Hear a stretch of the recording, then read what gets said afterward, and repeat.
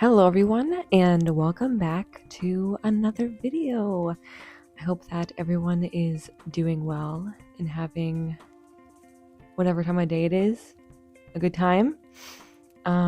Today I am doing a nice little redraw video.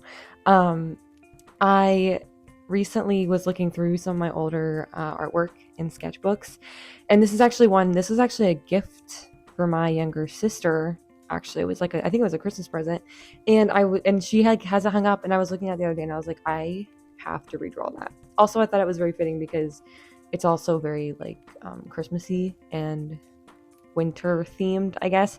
So I was like, it's fitting to do it right now because it's obviously December. So I thought I would redraw this one. And I'm just saying there will definitely be more of these redraw type videos of redrawing old art in the future because I love doing it. It is so fun and satisfying. And I would actually highly recommend anyone that is looking through old art, if you still have it, which also that's another tip I would give. I would really recommend keeping your old stuff, no matter how cringy it makes. Believe me, I have so many old sketchbooks. It makes me cringe on my mind, but I think it's actually extremely important to keep older stuff. Because it really shows you how much you've improved over time, and it can really help you with your confidence. Because sometimes you especially recently for me, I've been really going through kind of a rut with my art recently, and I kind of feel like I haven't really been improving. So doing stuff like this, I think, is actually extremely helpful because even if you don't even notice a major change in your style or anatomy improvement or whatever, it still though can be helpful because it can show you maybe even just how much faster you may work because we all improve in different ways. So I think it's extremely helpful and also just really fun to do. I love doing this. And I think it's so much fun. So yeah, no, this was an old Harry Potter little thing I did for my sister. And yeah, I just knew I had to redraw it. And I decided to keep the pose exactly the same just because I like seeing the direct differences. I don't know. That's just me personally though. I understand I know whenever other people do stuff like this, they'll do different poses, and that's also really cool. I'm also just lazy though, so that's also, it's kind of just an excuse just to do the same thing. But yeah, no, so I did this with watercolor, and this was actually really good practice for me because I actually haven't used crazy watercolor, full on blending and everything in a while. So it was actually really good practice for me. And I definitely had to remember all the layering and stuff. I don't do watercolor as much as I used to. But I have done, I don't know, I still really like doing watercolor though. Watercolor is very fun. It's definitely, my biggest problem with watercolor though is just I have to be patient, and I'm really bad with stuff like that because I just want to keep moving. And with watercolor, you need to take your time with it, and you can't go over wet areas with other colors or else it will blend together, and that's a hard lesson I've had to learn over time because I do that so much. I still do that to this day, even though I've literally been using watercolor for years now. I still make that mistake all the time. So that was something I definitely had to battle with a little bit, but I'm gonna be honest, I wasn't super happy with the original sketch at first.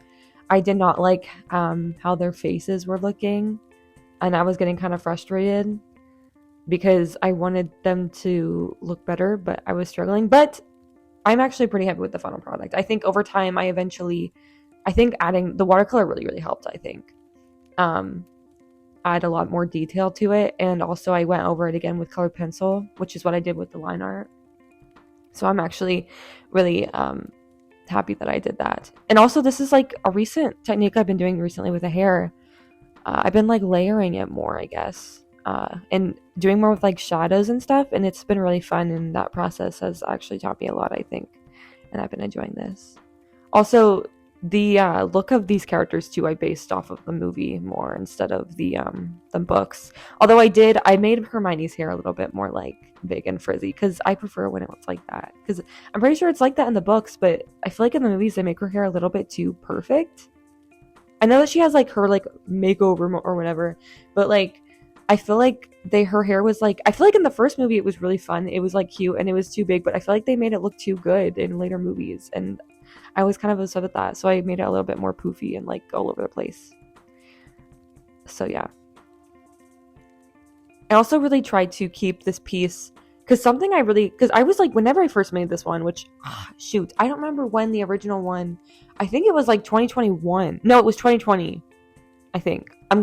I'll double check that, but I'm pretty sure it was. And whenever I first made that one, I was extremely proud of it actually at the time. Looking back at it, I see the faults, specifically in the faces, but also just the watercoloring too. I think I've definitely improved with my color, but something I noticed that I really liked about the original was how warm it all looked. And I really like, especially with watercolor, I really, really love the more warm, earthy tones that you can get with them.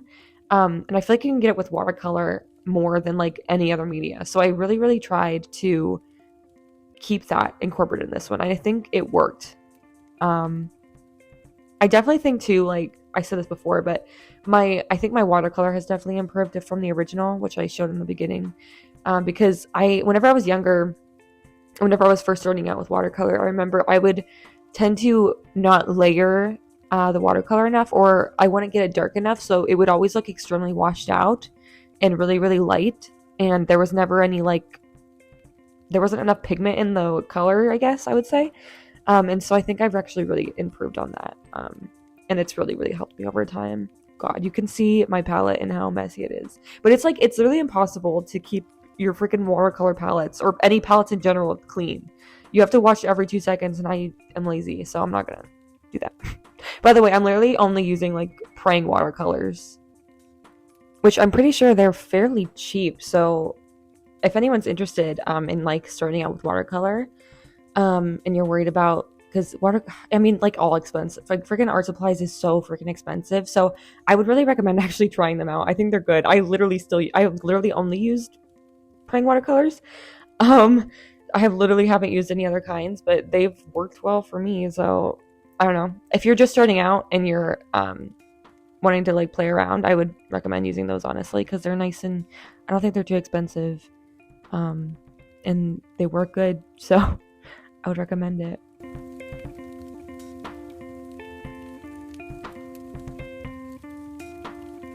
Something I also wanted to really change with compared to the last one is my line. I think honestly the thing that probably improved the most out of anything is probably the line art. Actually, I think I had a lot more over the years. I've learned a lot more about like line variation and different types of widths and stuff, and I personally like including that in a lot of my artwork.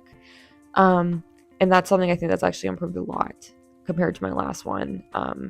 And also just like, something important I decided to change this time is I didn't add as much line art, if that makes any sense. Like on the last one, I put like a lot of unnecessary lines. I think like on the scarves between each color, I would add like huge big lines in between them, and I decided this time not to do that, and I think it actually really helped the piece in general, and I think it makes it look better overall.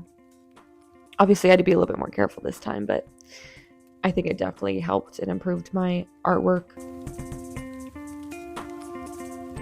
I honestly think my favorite part about this is actually the hair. I really like how all the hair turned out on this one. Especially with Ron's hair, actually. I think I really got it to be very pigmented, actually. And the saturation is like really bright, and I really like that. I think it looks really cute. Don't look too close. Don't look too closely at the hands. Those I didn't try. I'm gonna be honest, I didn't try. And you can tell. And I don't have anything. I don't have excuses. So we're just not gonna worry about it, okay? It's fine. It's fine. Not everything has to be perfect. I probably shouldn't have even brought it up now because everyone's gonna notice it. Shame. Also, I did not did not really look at their like actual outfits, because these are like their winter outfits. I didn't really look exactly at what they look like, so these are probably not even exactly what they look like, but it's fine.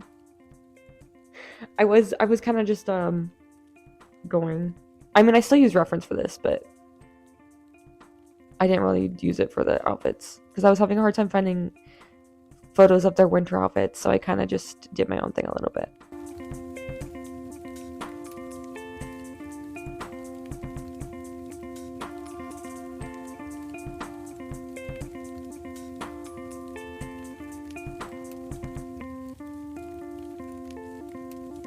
I don't know if anyone else feels this way, but I actually really love because this is actually different paper than what I've been using. It's pretty cheap paper, I'm pretty sure. I don't know exactly where it's from, but um I really like really textured paper.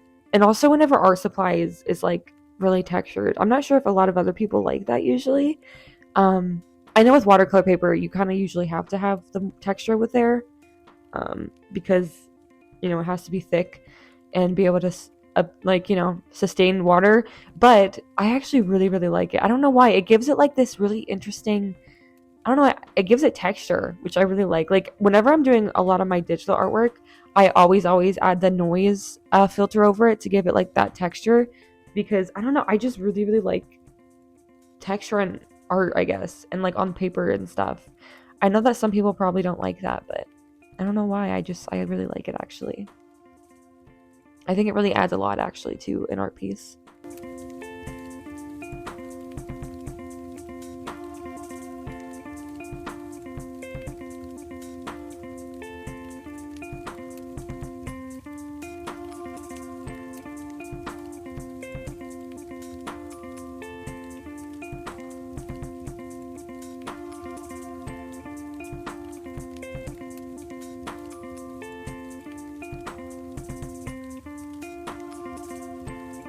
Something else I probably really should have put more effort into is Ron's hat.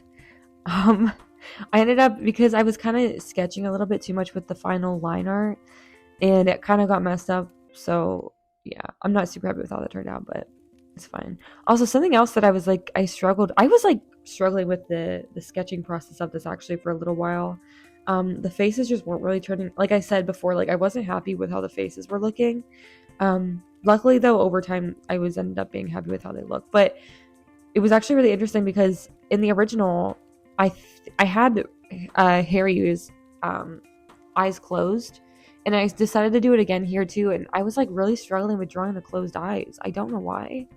I like couldn't figure it out, but I eventually got there, and I think it looks cute actually. I'm really happy I ended up closing them. Because I was gonna leave them open originally, but I decided to close them, and I think it looks really wholesome actually. So yeah. But yeah, I hope everyone thank you so much for watching this. I hope everyone really likes it. I hope I have improved. I think I have. I'm really happy with it. I might do this, and maybe I'll do this again in the future. I'll do like a part 3 of this.